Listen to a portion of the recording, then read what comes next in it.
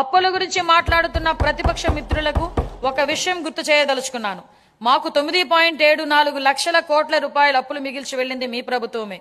మీరు చేసిన అప్పులు తీర్చడానికి మేము మళ్లీ అప్పులు చేయాల్సిన పరిస్థితి తలెత్తింది. ఈ రోజు మేము అప్పుగా తెస్తున్న ప్రతి రూపాయి ఉత్పాదక వ్యయంలోకే వెళ్తుంది. అది రైతులు, మహిళలు, విద్యార్థులు, వృద్ధుల చేతుల్లోకి వెళుతుంది.